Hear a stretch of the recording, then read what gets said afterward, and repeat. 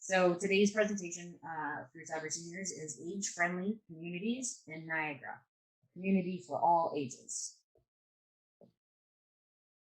So what is an age-friendly community? Here are some terms that can help us to define it.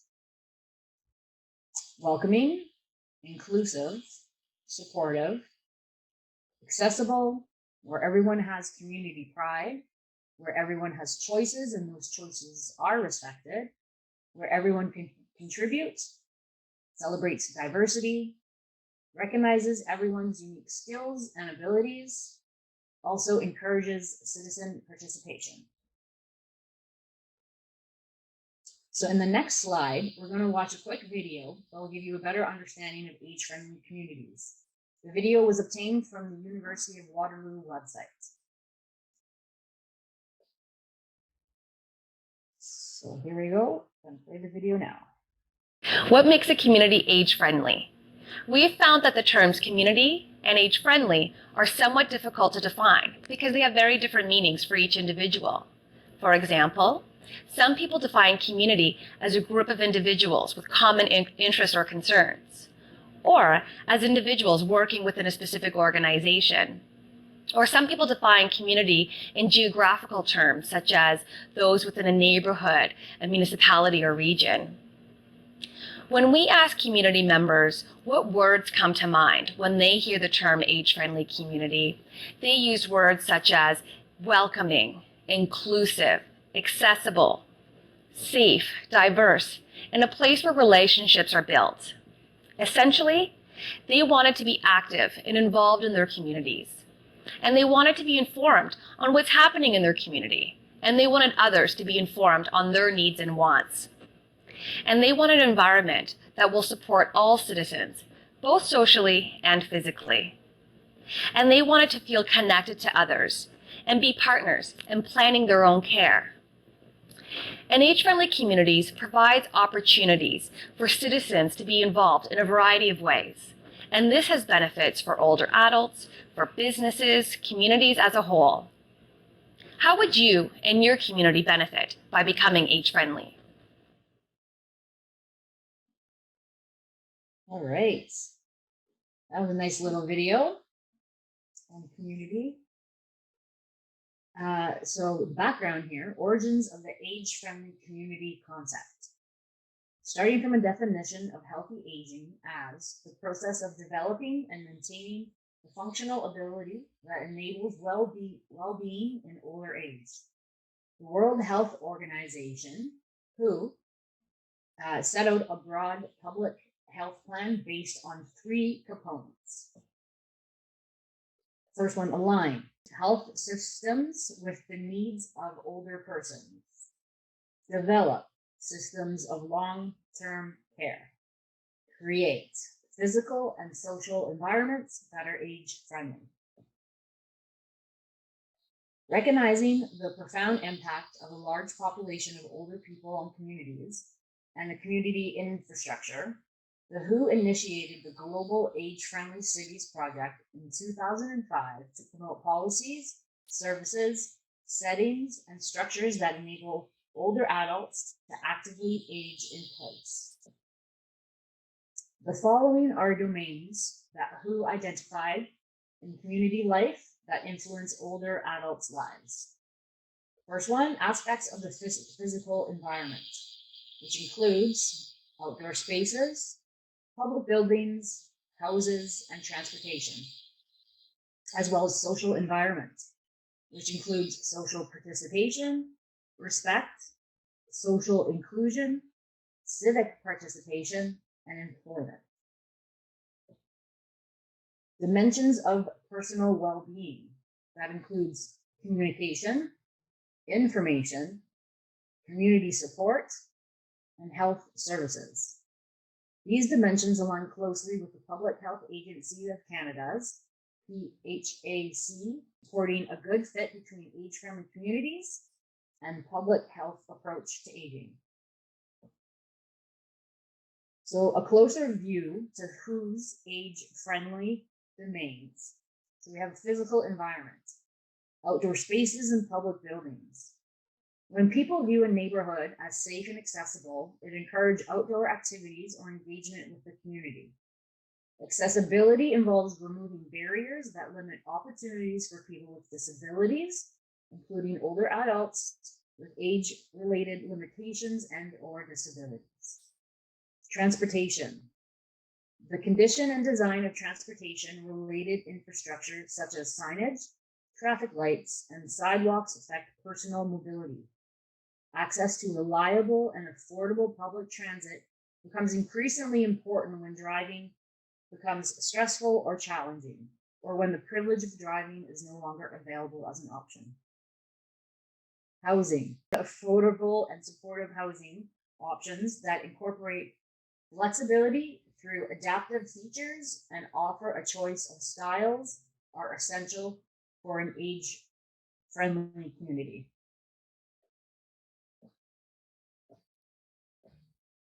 So social environment, social participation. Social participation involves a level of interaction that older adults have with other members in their community and the extent that the community itself makes this interaction and inclusion possible. Respect and social inclusion. Community attitudes, such as general feeling of respect and recognition, the role that older adults play in our society, are critical factors in establishing an inclusive and age-friendly community. Civic participation and employment. Civic engagement includes older adults' desire to be involved in aspects of community life that extend beyond their day-to-day activities, such as volunteering, becoming politically active, voting, or working on committees. The ability of an older adult to remain employed or find new employment provides economic security. This includes having access to accessible environments, including accessible workplaces. Personal well-being, communication and information.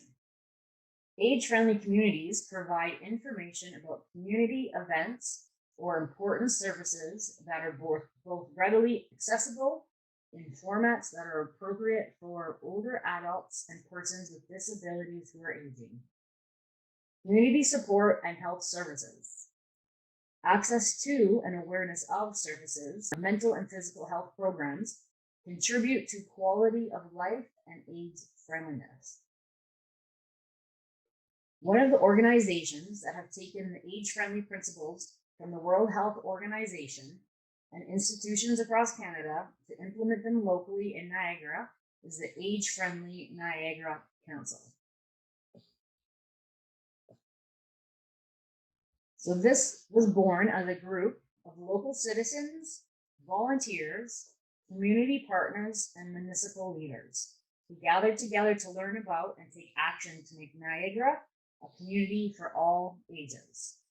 As a result, the Age-Friendly Niagara Network transitioned to become the Age-Friendly Niagara Council. The Age-Friendly Niagara Council has an interim board of directors that works with the community to establish a founding board, develop infrastructure, and undertake initiatives consistent with councils on the aging across Ontario. So framework. In 2010, the City of Welland piloted an Age-Friendly Niagara initiative. A community engagement and action plan was established as a basis for encouraging age-friendly action in all 12 local municipalities in Niagara. 2013, the Age-Friendly Niagara Network, AFNN, was formed to advance and sustain the work of the 3-year Age-Friendly Niagara Initiative. A network leadership council comprised of community volunteers oversaw the next steps that would continue the age-friendly journey for Niagara. Needs assessment research in municipalities across Niagara as of December 2020. Assessment data. This research was performed in Niagara over the past decade and was provided by the Age-Friendly Niagara Council in partnership with In Communities and Niagara Connects. Why to review this document? This document raises awareness of the growing age-friendly community planning movement across Niagara.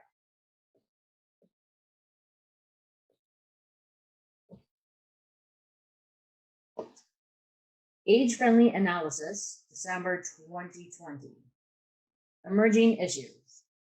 Improving virtual connections, technology-related skills, especially concerning social isolation and protecting mental health during the COVID-19 pandemic.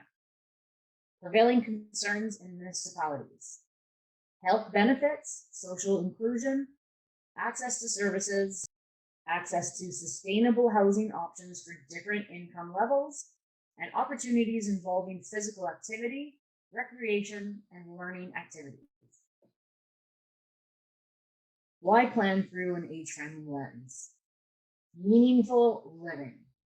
People of all ages in Niagara want to live purposeful lives and be connected to their community. Age-friendly planning benefits everyone. By addressing safety and accessibility for older adults, we create more inclusive and accessible communities for people of all ages. Many of today's older adults are focused on longevity and living well. Talking statistics, 21%. So in 2016, census data showed that just over 21% of Niagara's population is over 65 years old. And this percentage will be doubled by 2031. In Canada, there are now more people aged 65 or older than children under 14. More people leaving the workforce than are entering it. COVID-19 has had and still has a significant impact on older adults in terms of vulnerability to the virus and challenges related to decreased services and programming, social isolation, and increased strains on mental health and overall wellness. In addition, community leaders have adapted and developed virtual and remote options for older adults to access. Close physical proximity is difficult. Principles of age-friendly communities. So we have respect and support. Recognize that all citizens are vital members of the community and have the right to self-determination, engage in life across the lifespan fully, and to be treated with dignity and respect. Livability. Promotes and recognizes that health and well-being include the built environment, public spaces, community identity, and the choices in transportation, housing options, and other social programs. Community engagement values relationships that actively include older adults in all aspects of decision making and program development relevant to them. It is based upon mutual respect and inclusion of multiple, diverse, and equally valuable perspectives and experiences.